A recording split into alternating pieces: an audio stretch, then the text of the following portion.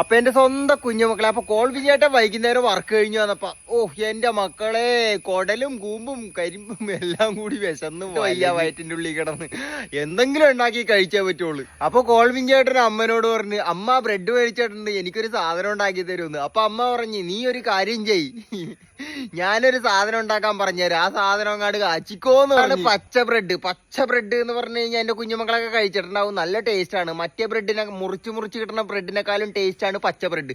അപ്പൊ നമുക്ക് പച്ച ബ്രെഡ് വെച്ച് ഒരു സാധനം അങ്ങോട്ട് കാച്ചാം. അപ്പൊ ഓടിച്ചാടി കളിച്ച് ക്ഷീണിച്ചു തന്നെ കുഞ്ഞുമക്കും, സ്കൂളിൽ നിന്ന് വരുമ്പോ വിശന്ന് പൊരിഞ്ഞു തന്നെ കുഞ്ഞുമക്കും, വർക്ക് കഴിഞ്ഞ് കഷ്ടപ്പെട്ട് വിശന്ന് കുടലും കരിഞ്ഞു തന്നെ കുഞ്ഞുമക്കും, എല്ലാ കുഞ്ഞുമക്കും കൂടി കഴിക്കാൻ വേണ്ടിയുള്ള ഒരു സാധനമാണ് കോൾബി ചേട്ടനെ ഉണ്ടാക്കാൻ പോണത്. അപ്പൊ എന്റെ കുഞ്ഞുമക്കളും പോരി, കോൾബി ചേട്ടനും കുഞ്ഞുമക്കളും കൂടി വൈകുന്നേരം നല്ല കിടിലൻ കിടുക്കാച്ചി സാധനം ഉണ്ടാക്കാം. അപ്പൊ നമുക്ക് ബ്രെഡ് അരിഞ്ഞെടുക്കാം മക്കളെ. ഇത് കണ്ട, ഈ വണ്ണത്തിൽ തന്നെ അരിയണം കേട്ടാ, കണ്ട ഈ വണ്ണം നല്ല പോലെ കിടിലൻ കിടുക്കാച്ചി. ഇനി നമുക്ക് ബട്ടർ ഇട്ട് കൊടുക്കാം മക്കളെ.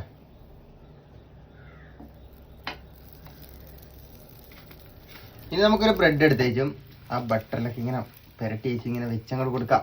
ഇനിയാണ് മക്കളെ പരിപാടി. നല്ല മിൽമ പാല് ഇങ്ങനെ ഒഴിച്ചു കൊടുക്കാം ബ്രെഡിന്റെ മുകളിലോട്ട്, എന്നിട്ട് അങ്ങനെ തന്നെ മറിച്ച് കൊടുക്കാം. അപ്പൊ മക്കളെ, നമ്മുടെ പാൽ ബ്രെഡ് റെഡി ആയിട്ടുണ്ട്. നല്ല കിടിലൻ കിടുക്കാച്ചി സാധനം മക്കളെ, വൈകുന്നേരം ചായക്ക് കൂട്ടി കഴിക്കാൻ പറ്റിയ സാധനം. പാലില് മധുരൂട്ട് വേണം കേട്ടോ കലക്കാൻ. കോൾബി ചേട്ടനും അമ്മയും കൂടി കഴിക്കണോണ്ടാ മധുരൂടാഞ്ഞത് പാലില്. ഉള്ളില് ക്രീമി,